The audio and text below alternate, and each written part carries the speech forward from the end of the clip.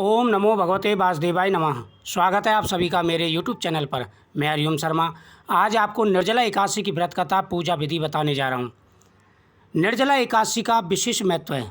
शास्त्रों में कहा गया है कि जो व्यक्ति साल की सभी एकादशियों का व्रत नहीं कर पाते, अगर वह निर्जला एकादशी का व्रत करते हैं तो उनको 24 एकादशियों का पुण्य फल प्राप्त हो जाता है। निर्जला एकादशी के दिन स्नान के बाद में भगवान विष्णु की पूजा की जाती है।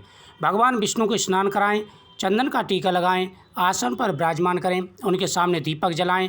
उसके बाद फल का प्रसाद भगवान के सामने अर्पण करें, हाथ में पुष्प लेकर के संकल्प करें, फिर कथा का श्रवण करें। महाभारत काल के समय सभी पांडव एकादशी का व्रत किया करते थे और वह भीमसेन से भी व्रत करने के लिए कहा करते थे। इससे भीमसेन बड़े परेशान हुए और भीमसेन व्यास जी से बोले। भीमसेन व्यास जी से कहने लगे कि हे पितामह, भ्राता युधिष्ठिर, माता कुंती, द्रौपदी, अर्जुन, नकुल और सहदेव आदि सब एकादशी का व्रत करने को कहते हैं, परंतु महाराज मैं उनसे कहता हूँ कि भाई मैं भगवान की भक्ति पूजा तो कर सकता हूँ, दान भी दे सकता हूँ, परंतु भोजन के बिना नहीं रह सकता। इस पर व्यास जी कहने लगे कि हे भीमसेन, यदि तुम नरक को बुरा और स्वर्ग को अच्छा समझते हो तो प्रति माह की दोनों एकादशियों का व्रत अवश्य किया करो। उस दिन आपको अन्न नहीं खाना चाहिए। भीम कहने लगे कि हे पितामह, मैं तो पहले ही कह चुका हूँ कि मैं भूख सहन नहीं कर सकता। यदि भीम कहने लगे कि हे पितामह, मैं तो पहले ही कह चुका हूँ मैं भूख सहन नहीं कर सकता। यदि वर्ष में कोई एक व्रत हो तो मैं रख सकता हूँ, क्योंकि मेरे पेट में व्रत नाम वाली अग्नि है जो मैं भोजन के बिना नहीं रह सकता। भोजन करने से वह शांत रहती है, इसलिए पूरा उपवास तो क्या, एक समय भी बिना भोजन के नहीं रह सकता। अतः आप मुझे कोई ऐसा व्रत बताइए जो वर्ष में केवल एक ही बार करना पड़े। अब भीमसेन व्यास जी से कहते हैं कि हे पितामह, मैं व्रत पूरे दिन भूखा नहीं रह सकता। यानी महीने में 2 एकादशी आती हैं और 2 दिन तो मैं व्रत बिल्कुल नहीं रख सकता महीने में। अगर साल में कोई एक व्रत हो जिससे पूरी एकादशियों का फल भी मुझे मिल जाए और मुझे स्वर्गलोक की प्राप्ति भी हो, तो आप कोई ऐसा व्रत बताइए।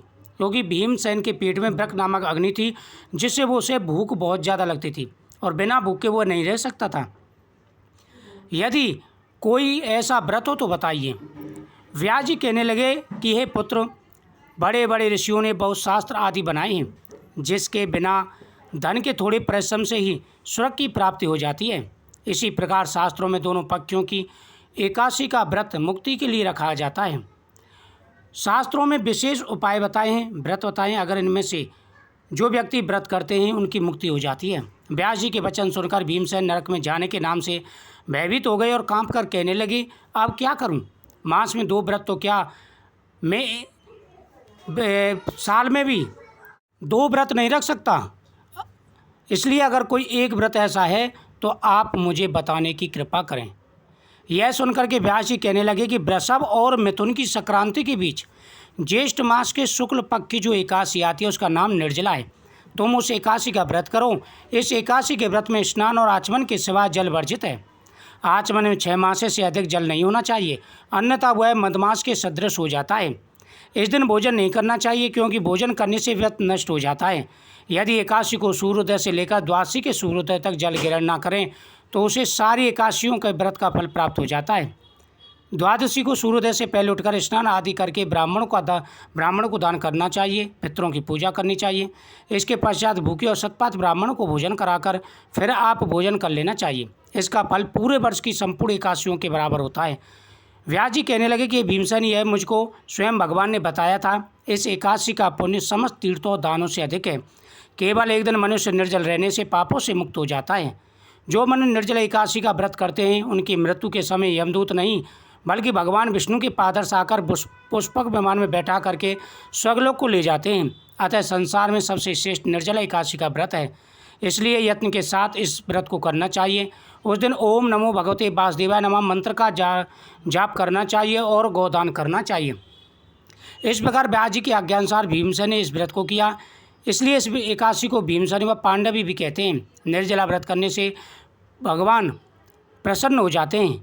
भगवान की प्रार्थना करते समय इस व्रत का रखना चाहिए और भगवान से प्रार्थना करनी चाहिए कि आज मैं निर्जल व्रत रखूँगा, दूसरे दिन भोजन करूँगा, मैं इस व्रत को श्रद्धापूर्वक रखूँगा, अतः आपकी कृपा से मेरे सब पाप नष्ट हो जाएं।